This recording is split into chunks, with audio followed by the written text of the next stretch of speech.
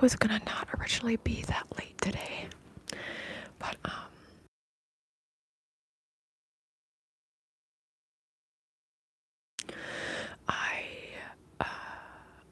we're expecting a package today, but it hasn't been showing up, so I was looking around the outside to see if it got delivered maybe.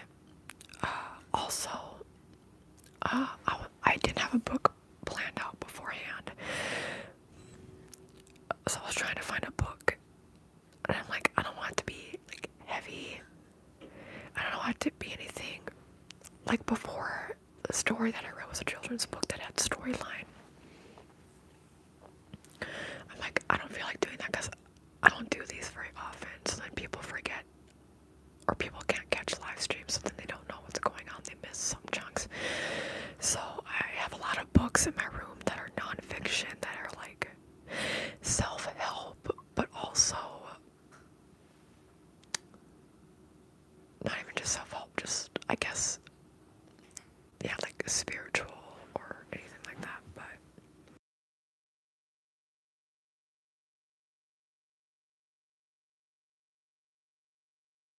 also, Kat, I don't know if you were on or if you remember, I finally tried today one of those electrolyte sticks. I didn't use a full one. I used from an ice cube. I froze some water with some of the electrolyte powder. My body just does not react well to many things, and so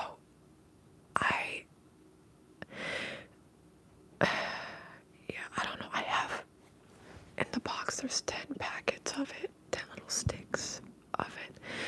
So I'll like use them up, but I'll also have to be careful drinking them because it makes me feel earlier before lunch. I felt faint, and I could tell it was messing with my stomach, even though it wasn't sugar. Like when you have artificial sugars, people say they don't spike your blood sugar, but for me, my body acts the same for the most part as like compared to regular sugar with artificial sweeteners. So I just don't understand. People are like, it doesn't spike, but I'm like, why is it my body acting like I just had a pint of ice cream then?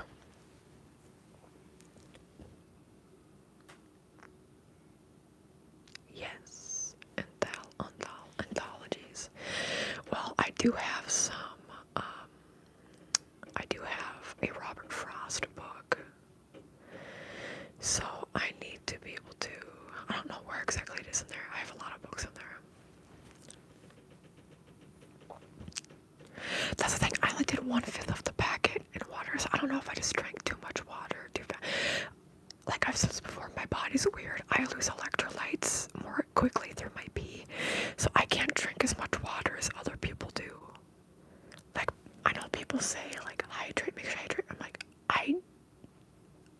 I drink less than people my height and weight and assigned sex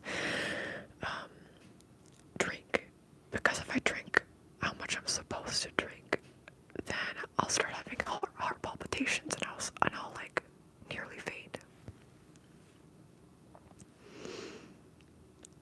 So anyway,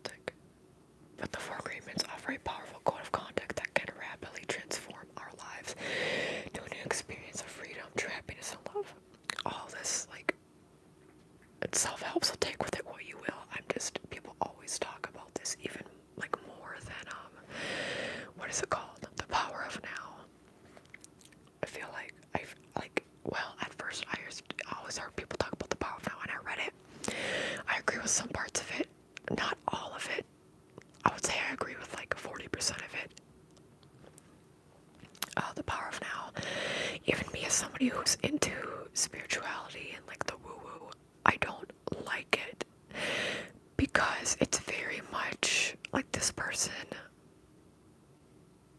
correct me if I'm wrong, the person who wrote The Power of Now is a cisgender white man, am I correct? So I'm like, do you not understand that you have the ability for more privilege than like other people? So that's probably what helped you get out of your weird situation you were in. Also, it kind of seemed like once you put effort into like his own self-care, that's just like what allowed him to be better. Basically, the book was just like, stop worrying and be present and all your problems will go away. And I don't like that line of thinking. See, even somebody like me, like, I would answer, I believe in magic, I believe in the universe, I believe in higher power, I believe both in free will and predetermined destiny, but I feel like that can also shift and change depending on how people act and what they do and what they think. But also, I think if you lean too much into that line of thinking, it can be very toxic. It reminds me of when people tell other people, like,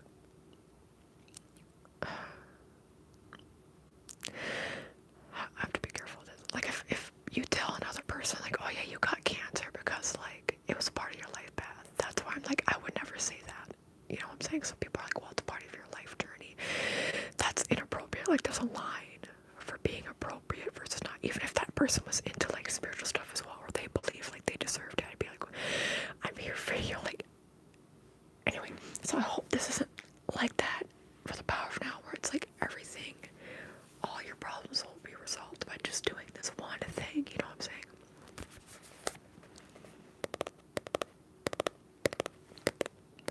Hi, Fishhead. Hi, Kodak.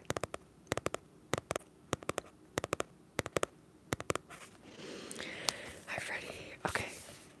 Yeah, hi, Stickness. Okay.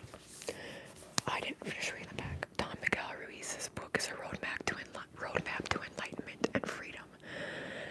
By 𝒂𝒃𝒐𝒎𝒆, author of the 7 Spiritual Laws of Success. Never read it, and I've heard of 𝒂𝒃𝒐𝒎𝒆.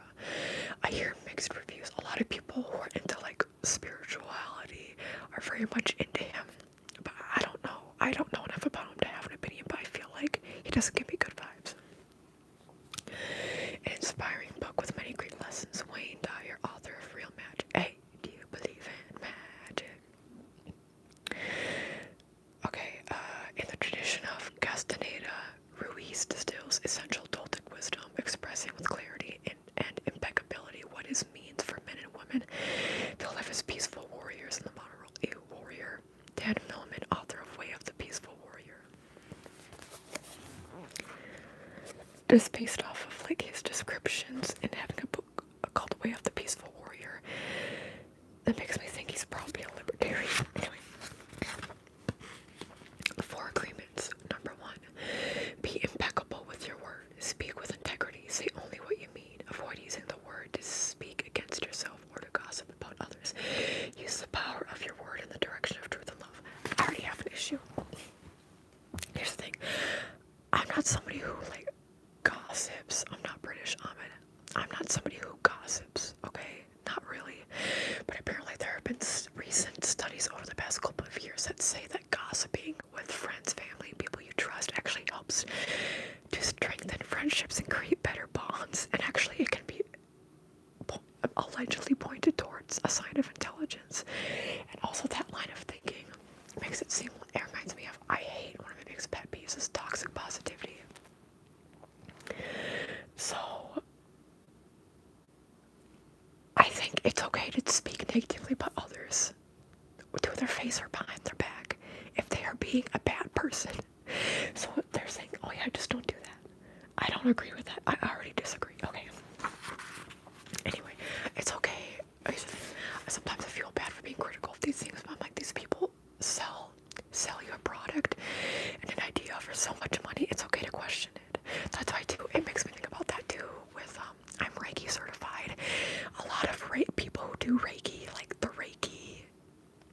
mindset is very cultish. I'm like, I don't think I personally am involved in that. Like, oh my god, spiritual retreats. Don't even get me started on spiritual retreats. They're a scam. You cannot fix your life over a weekend by just meditating. That's not how it works. So it's okay to view things, like even things I believe in, to view them with a closer lens. From Central America, I gotcha.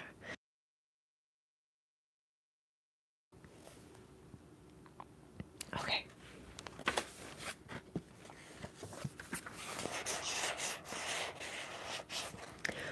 Oh god, okay. Number 2, don't take anything personally. Nothing others do is because of you. I don't agree with that. Some people want to spite you. What others say and do is a projection of their own reality. I mean, yeah, but also, okay, their own dream. When you are immune to the opinions and actions of others, you won't be the victim of needless suffering.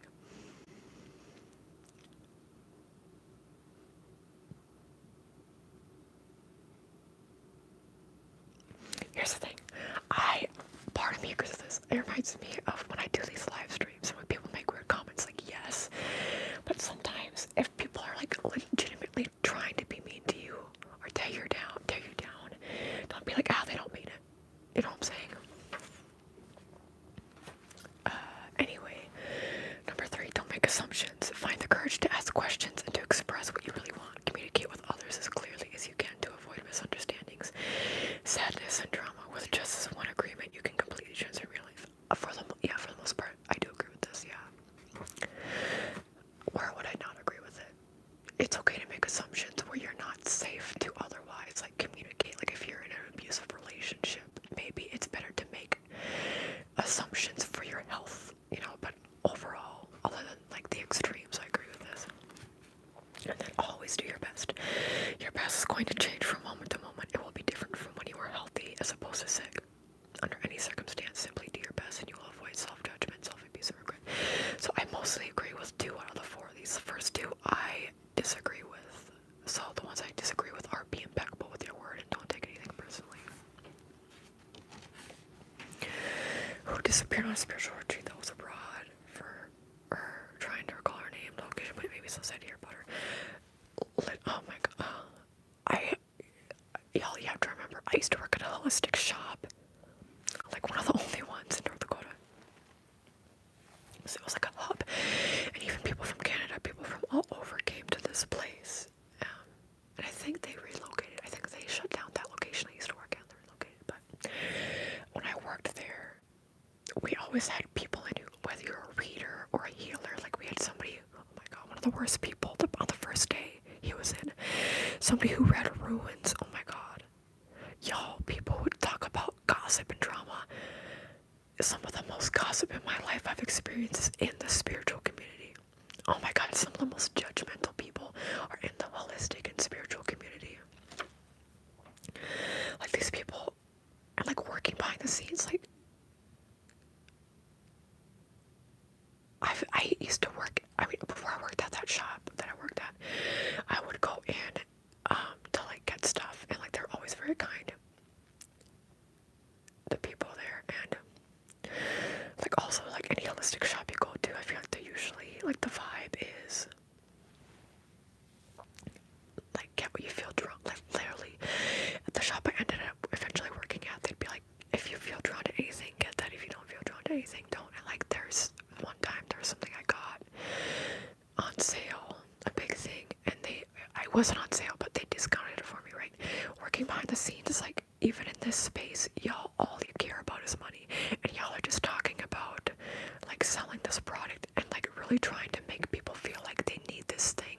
And if like people come in and they are sick, then really push this on them and tell them that this is going to help them, even though you tell them that it's like, I don't know, I'd be like, well, can't we potentially get sued? Like if we say that this is going to like cure people.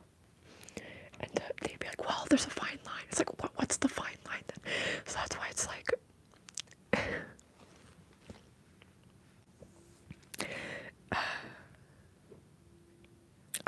what it is, so even behind the scenes, all the self-help, spiritual self, people, all they care about is money. So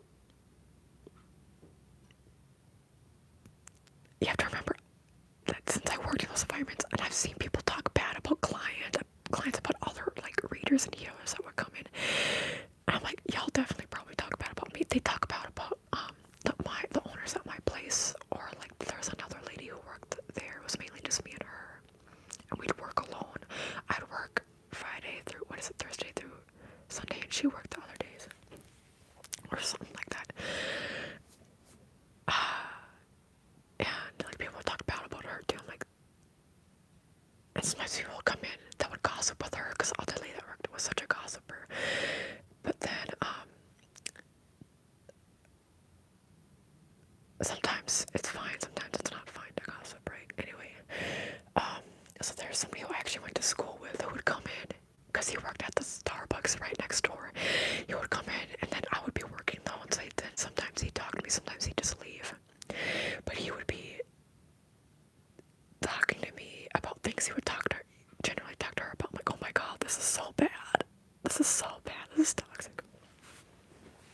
He'd be like, yeah, like, the other person wanted to talk about this, and so I like tell them this or whatever. I'm like, oh my god, she brought this up. Also, apparently she talked bad about me too. Saying all this to say, okay, because I had people who actually really liked me who were like repeat customers who would tell me these different things. But when the other lady would say about me, she was like in her 50s or 60s. I'm like, what? I'm like, I'm not even doing anything, but apparently, okay. I say all this to re-emphasize. Be careful about the people you trust. Always, even the people you trust in like a spiritual or self-help sense. I mean, heck, even a therapist, like, it's okay to always be like wary if something doesn't feel right. One second.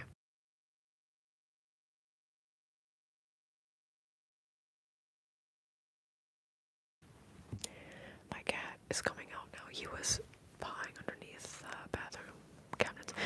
All this to say, trust your instincts, your intuition, your gut. If someone doesn't feel right, it's okay to question it. Because there's a lot of scummy people out there who are behind the disguise of being these like self-help gurus, and they themselves are probably not the best people. Hi Laura Lamb, I'm sorry, I don't.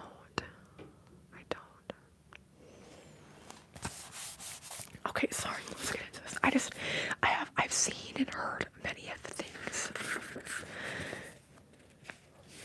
Even people who are like religious is like, at least it's better to be religious but still have like a conscience and be like, there's some people who I know who are very religious but they're like also very leftist, which to me that conflicts, but I'm like, hey, I'd rather that than for you to be mega like conservative weird. No offense, Boy Studio, I know you're conservative, but also, you know where I stand. Okay, to the circle of fire, those who have gone before, those who are present, and those who have yet to come. Acknowledgements. I would like to humbly acknowledge my mother, Sarita, who taught me unconditional love, my father, 𝐲𝒐𝒉𝒆𝒄𝒊𝒂𝒄, who taught me discipline, my grandfather, 𝒕𝒊𝒆𝒑𝒆𝒄, who gave me the key to unlock the Toltec mysteries, and my sons, Miguel, Jose Luis, and Leonardo. I wish to express my deep affection and appreciation to the dedication of Gaia Jenkins and Trey Jenkins. I would like to extend my profound gratitude to Janet Mills, publisher, editor, believer.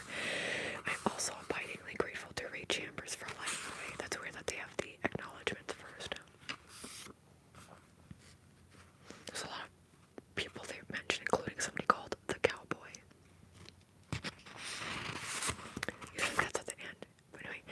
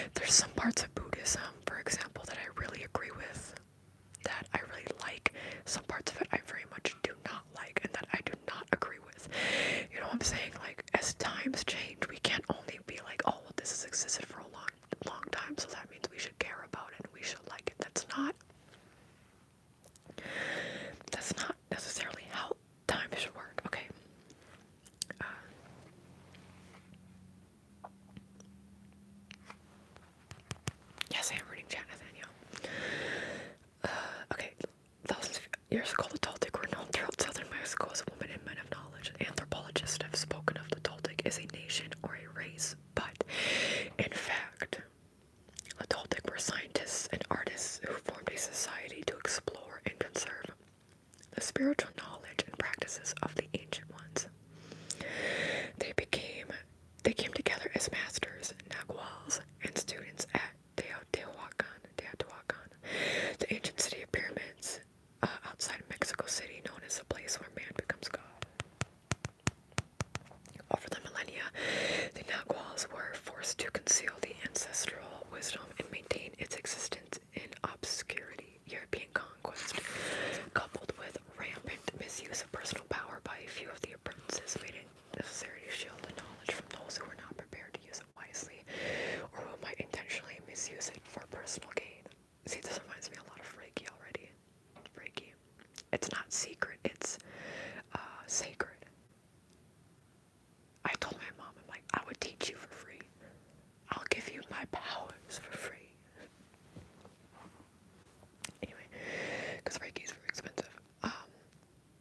Okay, unfortunately, the esoteric Toltec knowledge was embodied and passed on through generations by different lineages of naguals. Though it remained veiled in secrecy for hundreds of years, ancient prophecies foretold the coming of an age when it would be necessary to return the wisdom to the people. Now, Don Miguel Ruiz, a nagual from the Eagle Knight lineage, has been guided to share with us the powerful teachings of the Toltec.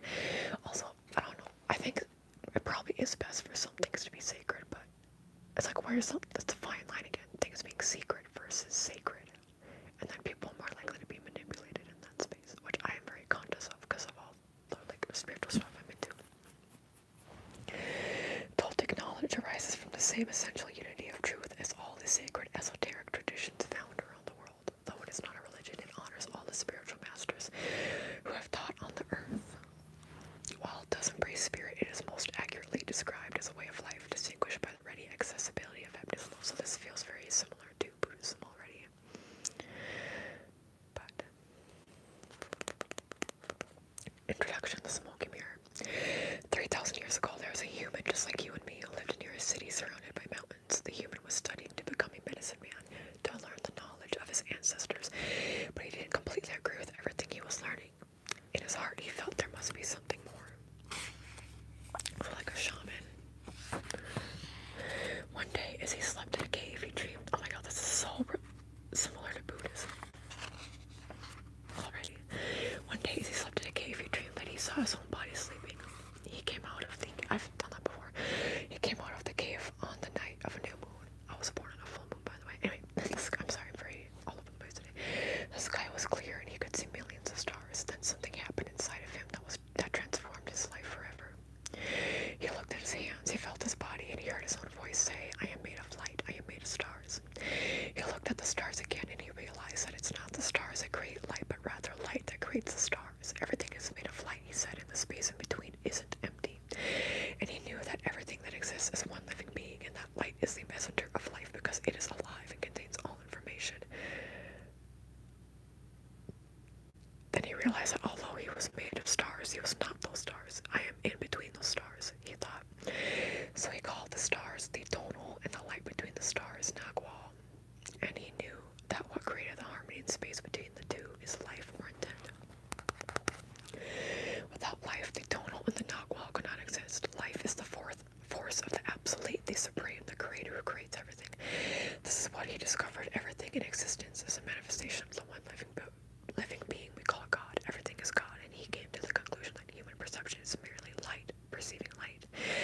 He also saw that matter is a mirror. Everything is a mirror that reflects light and creates images of that light in the world of illusion. The dream is just like smoke, which doesn't allow us to see what we really are.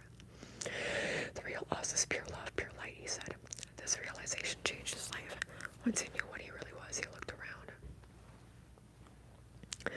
at other humans and the rest of nature, and he was amazed at what he saw. He saw himself in everything, in every human, in every animal, in every tree, and in the water, in the rain, in the clouds, and in the earth.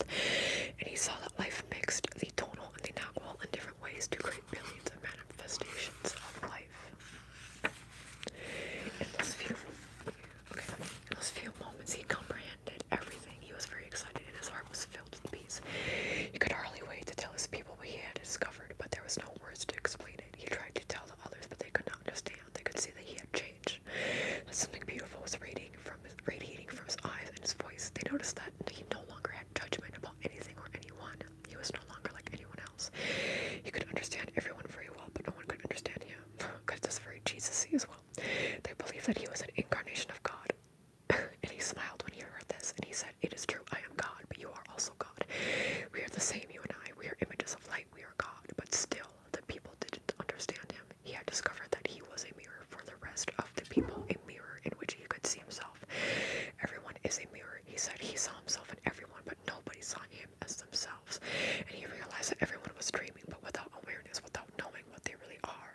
couldn't see him as themselves because there was a wall of fog or smoke between the mirrors.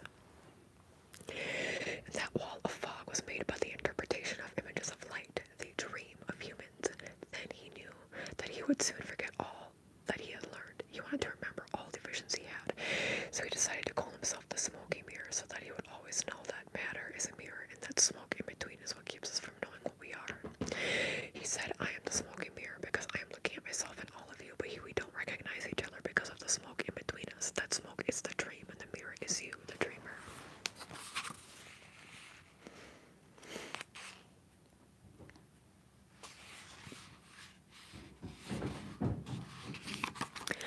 Living is easy with eyes closed, misunderstanding all you see, quoted by John Lennon. Apparently John Lennon was not a good person. Sounds good, Boy Studio. Magic is a new age spelling.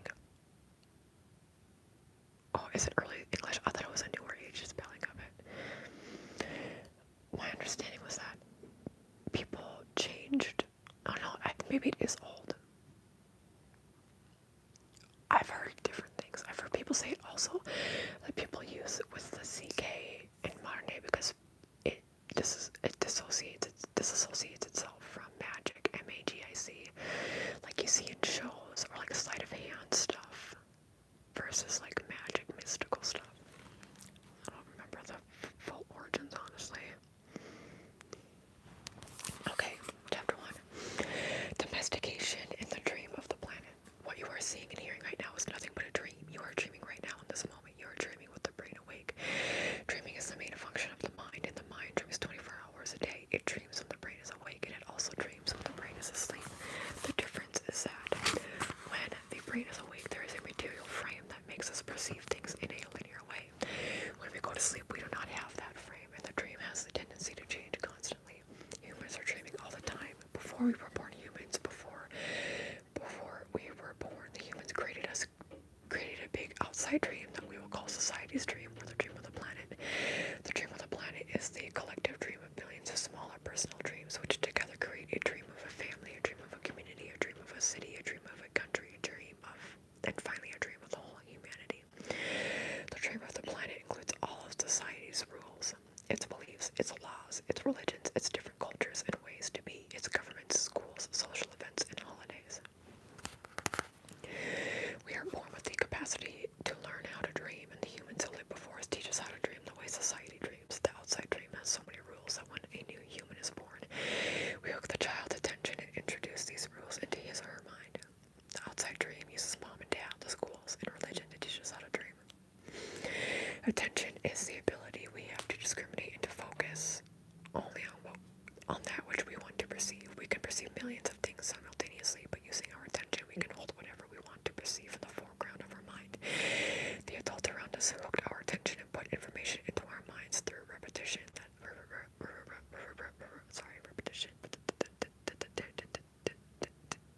Instead. ASMR. Okay, that is the way we learned everything we know. By using our attention, we learned a whole reality, a whole dream. We learned how to behave in society, what to believe and what not to believe, what is acceptable and what is not acceptable, what is good and what is bad, what is beautiful and what is ugly, what is right and what is wrong. It was all there already, all that knowledge and all those rules and concepts about how to behave in this world. Isn't that what this person's doing, though, telling us how we should live our reality from the four agreements? So I understand what you're trying to like set up, but also you're doing the same thing, you know what I'm saying? Okay, when you were in school, you sat in a little chair and put your attention on what the teacher was teaching you. When you went to church, you put your attention on what the priest or minister was telling you. And it's the same dynamic with mom and dad, brothers and sisters. They were all trying to hook your attention. We also learned to hook the attention of other humans, and we develop a need for attention, which can become very competitive. Children compete for the attention of their parents, their teachers, their friends. Look at me, look what I'm doing. Hey, I'm here. The need for attention becomes very strong and continues into adulthood. I disagree with this. It's a survival skill to like want attention, like from a baby. It's not something that you learn as much as it's something that's just innate, in my opinion. The outside dream hooks our attention and teaches us to believe what to believe, beginning with the language that we speak. Language is the code for understanding and communication between humans. Every letter, every word, and every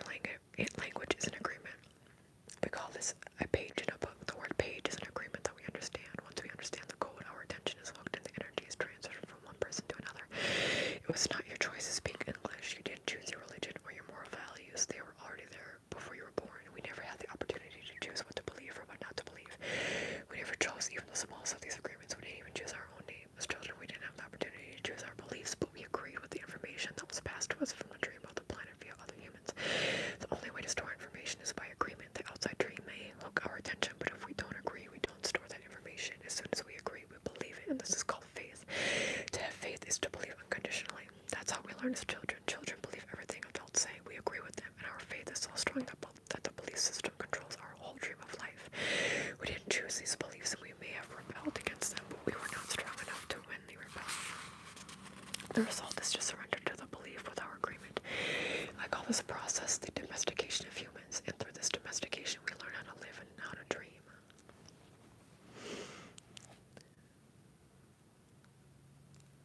Aleister Crowley, at least I don't know how to say their name, Aleister Crowley. But I believe there are records of it used before that as well. The Crowley person, were they in charge of a cult? I don't remember. The name sounds familiar.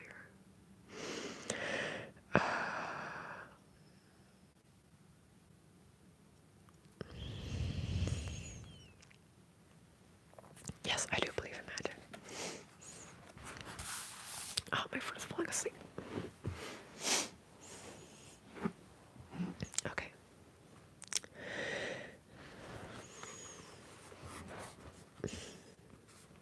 Okay, I call this process the domestication of humans.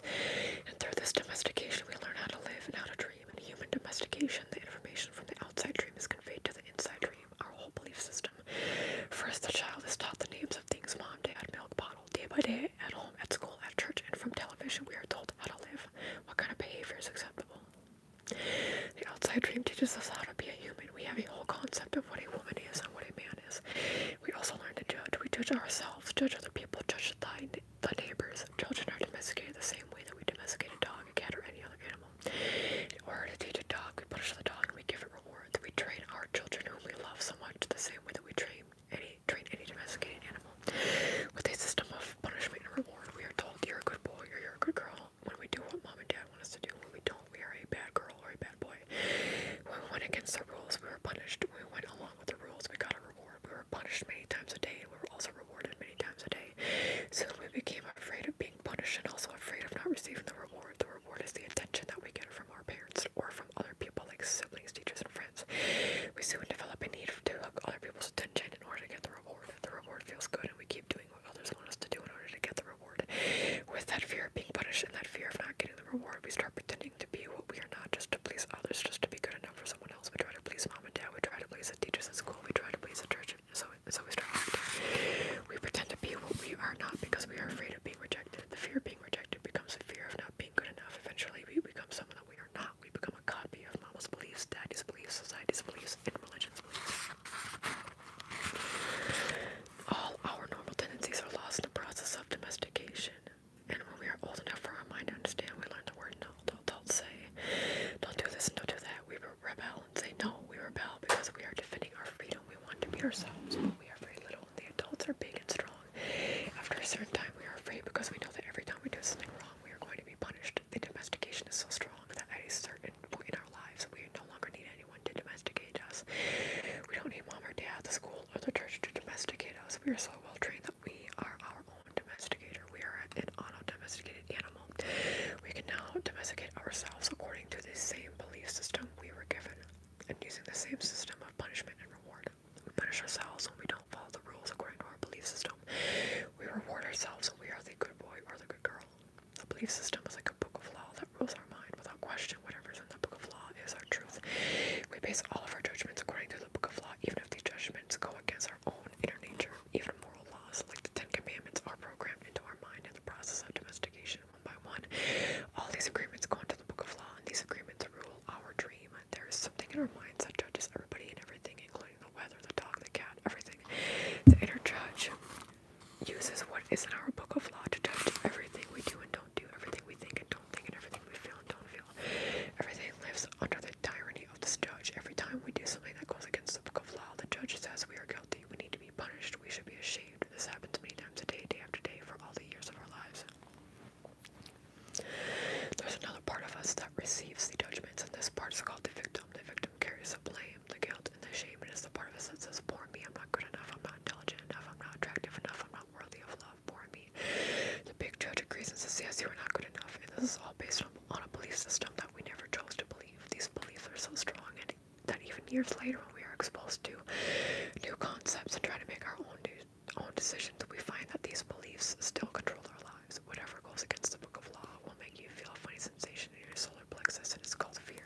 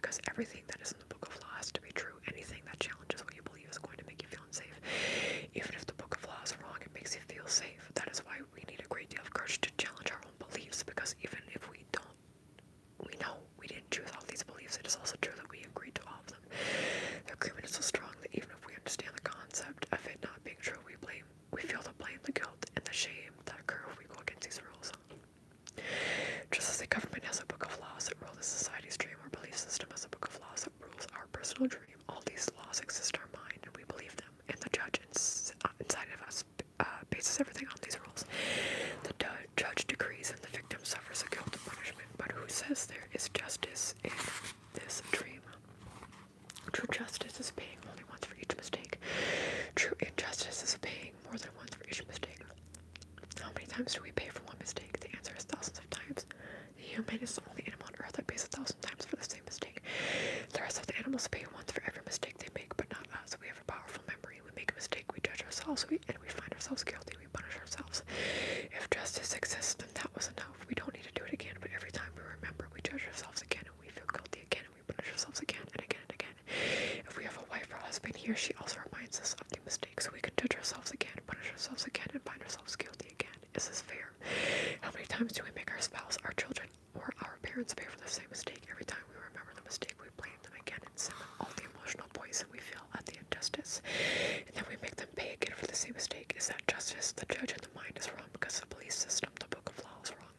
The whole dream is based on false law. 95% of the beliefs we have stored in our minds are nothing but lies, and we suffer because we believe all these lies. In the dream of the planet, it is normal for humans to suffer, to live in fear, and to create emotional dreams. The outside dream is not a pleasant dream. It is a dream of violence, dream of fear, dream of war, dream of injustice. The personal dream of humans will vary, but globally it is mostly a nightmare. If we look at the human society, we see a place so difficult to live in because it is ruled by fear. Throughout the world, we see human suffering, anger, revenge, addictions, violence in the street, and tremendous injustice. It may exist at different levels in different countries around the world, but fear is controlling the outside dream. If we compare the dream of human society with the description of hell that religions all around the world have promulgated, we find that they are exactly the same. Religions say that hell is a place of punishment, a place of fear, pain, and suffering, a place where the fire burns you. Fire is generated by emotions that come from fear.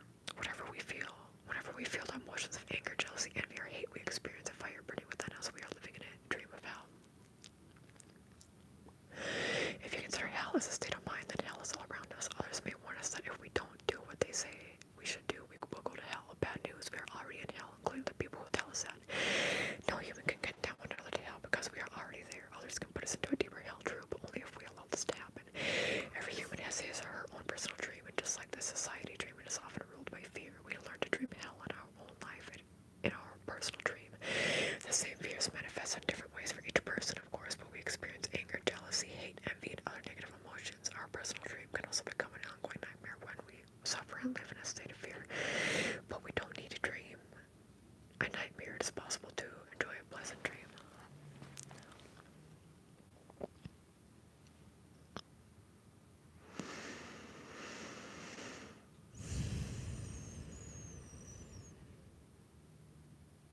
Bye, fish head. Sorry, just saw your message. What am I reading? The Four Agreements. He was a cult leader. Ooh.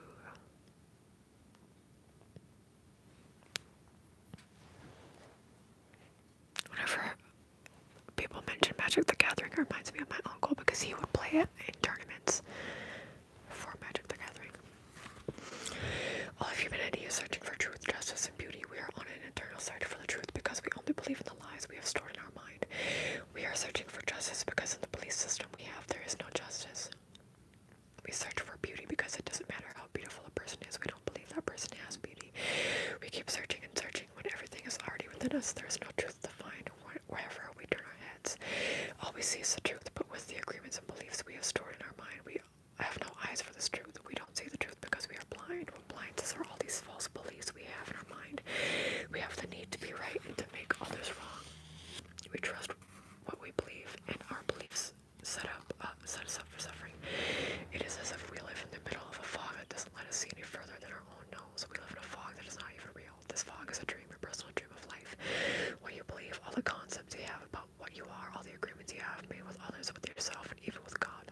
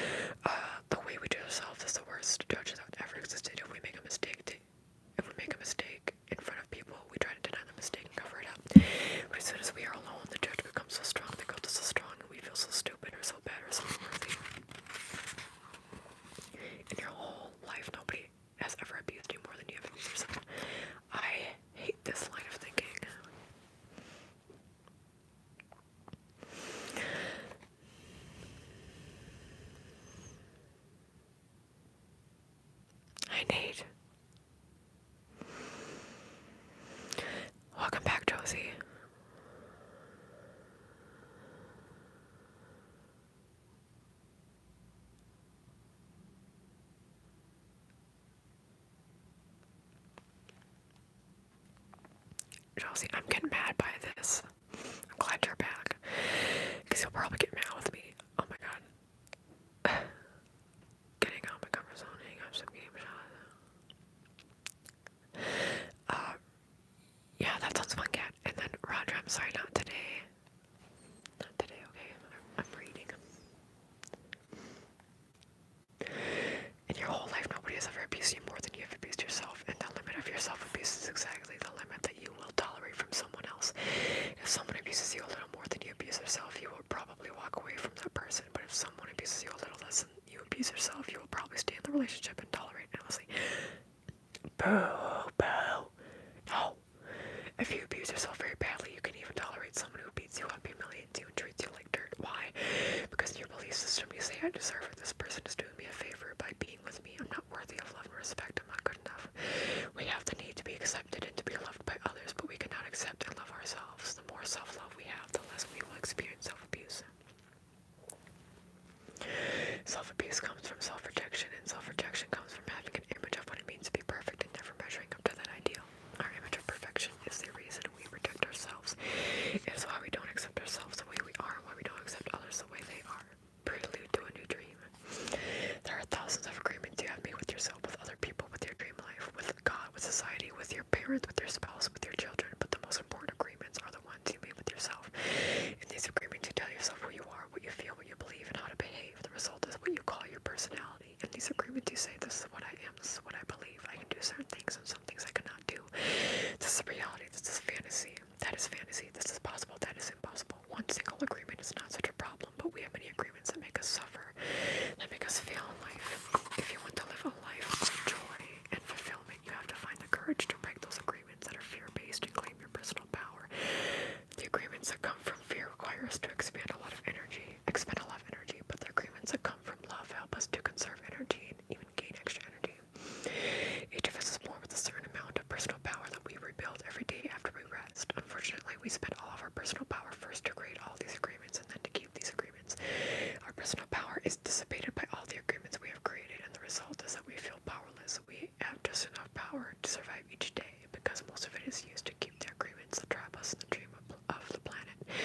How can we change the entire dream of our life when we have no power to change even the smallest agreement? If we can see it as our agreements that rule our whole life, and we don't like the dream of our life, we need to change the agreements. When we are finally ready to change our agreements, there are 4 very powerful agreements that will help us to break those agreements that come from fear and deplete our energy. Each time you break an agreement, all the power you used to create it returns to you. If you adopt those 4 new agreements, they'll create enough personal power for you to change the entire system of your old agreements.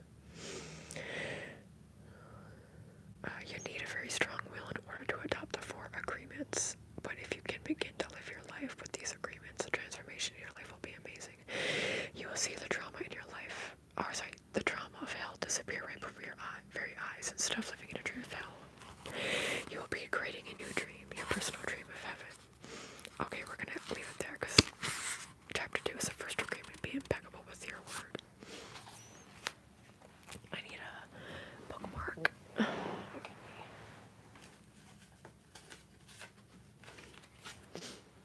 This is the one I grabbed. Free to fly. You have carried me places I never could go. You have given my spirit wings. You have set me free to run and fly and reach for heavenly things. 𝒃𝒆𝒄𝒊𝒄. I don't know what that is, but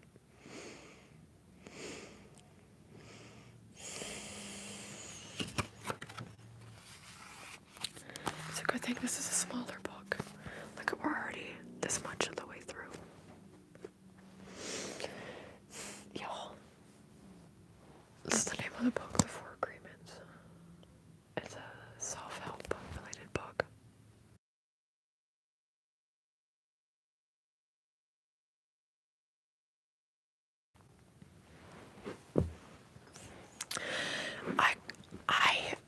You know what this reminds me of? It reminds me of people who talk like they learned a lot from the Matrix and that they're very smart and intelligent. They have all the answers to the universe. Which I guess you have to do that to be confident in your teachings, but I don't like this person. Has anybody read this before? I already do not like this person. first of all, they talk in a way that's like fringe philosophers when they say a bunch of stuff that means nothing and like they go in a circle and they're like, this is what I'm saying and it connects to this, but I'm going in a circle. I'm just saying the same things over and over again and that's why I'm right. It's like, that's not how it works. So I don't like when people do that. They just say the same things over and over again. Also, it's weird because they're like, everything you learn, or you think you're a sponge in your jaw. I agree that you learn a lot from your parents and from people around you. You want to be accepted. But I don't think everything is only because of other people. I don't like the way they phrased things too. It's more so also about the way they phrased things. Where it was very shameful. It's like, you shouldn't shame yourself, but I'm going to shame you is the way I interpreted it. The gist of what they were saying that I interpreted was that you learn from a young age all these different beliefs. You internalize these beliefs. You carry these beliefs with you. I agree with that for the most part, but again, it's about the languaging.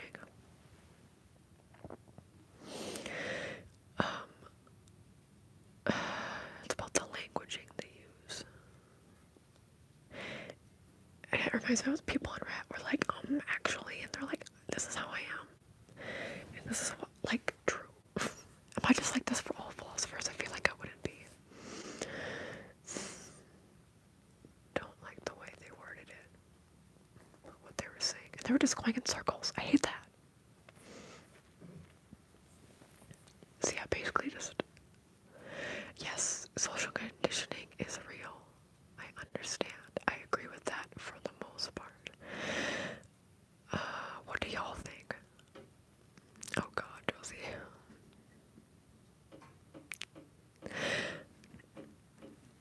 But they especially lost me when they said that, like, you shame yourself, you abuse yourself more than anybody else could ever abuse you. I'm like, that's not very kind. I'm like, that's very, like, people who have been through a lot of stuff. That's not correct languaging to say. I hope you're not a mental health practitioner. Don Miguel Ruiz, I hope you're not a mental health practitioner.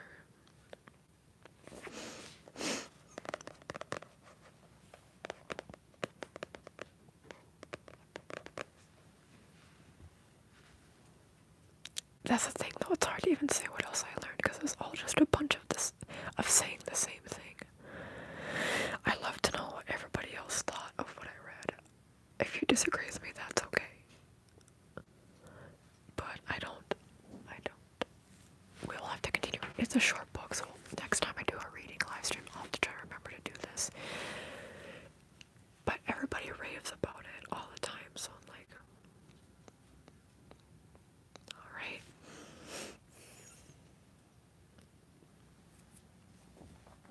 Hi, Ray Brown, and now you cannot mask Laura. When was this? San Rafael, California, that makes sense. Copyright, 1997. I guess that makes sense. When The Power of Now, when was that released? There's actually, there's a very big book publishing company that's located in the Twin Cities in Woodbury, Minnesota, and they also produce and release like tarot decks and stuff. I don't remember what it's called right now, but it's very well known all throughout the US and beyond, and it's located in Minnesota. I've read books before that were published through there, like Woodbury, Minnesota. I'm like, what is this doing?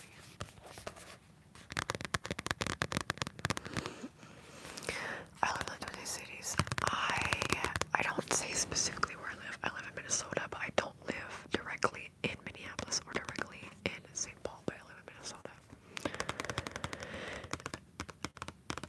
That's the lore anyway.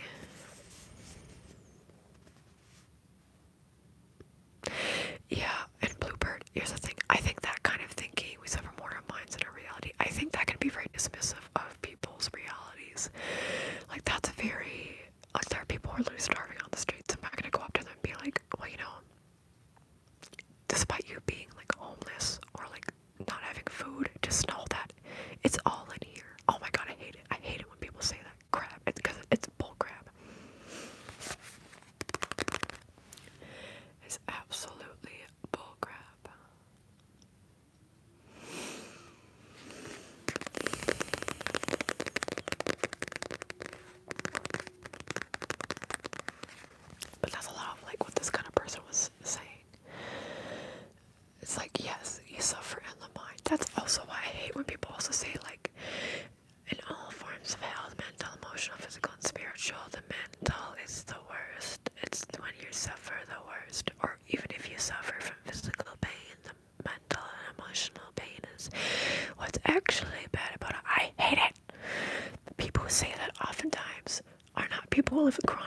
basis. Okay, so these people, if I had less pain, I wouldn't suffer as much mentally. So I don't even want to hear these people who do not have to deal with pain on a daily basis and within their body to say anything of the sort. That is so dismissive. Hi, Habib, how are you? Before I forget, do you believe in magic? I cannot, Curtis. Yes, 39%. Wow, no, 34%. Unsure, curious, 27%. I know at the very beginning, unsure, curious was the top vote. I'm surprised. Wow. Okay, so 39%. So the majority, technically, of you believe in magic, but it's actually pretty close together, statistically speaking. Well, maybe not statistically speaking, but like the yes and no, statistically speaking, are pretty close to the 5.5 percentage margin. I feel like that's good. Also, y'all, I've been starting to get acne on my forehead. Just everywhere. I'm like, oh, why? Oh, why?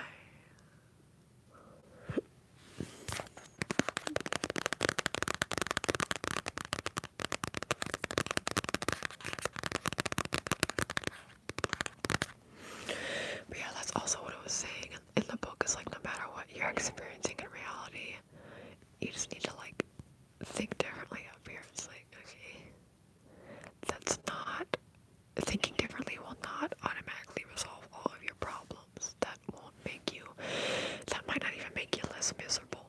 It's like this person is, I feel like, in a way, doing very all or nothing, black or white thinking.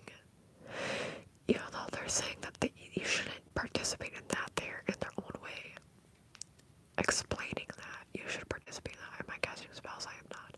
I have spell books I should read through for future live streams, so I have so many books I want to be able to read through. Once I'm done reading this, I might just like get rid of it. I have so many books and I need to make space for the 𝒕𝒊𝒅𝒂𝒏𝒂𝒍 books because I don't have any more room, and there's one of them that doesn't fit anywhere in the bookshelf. But I think it still wouldn't fit even if I got rid of this. But if I end up somehow liking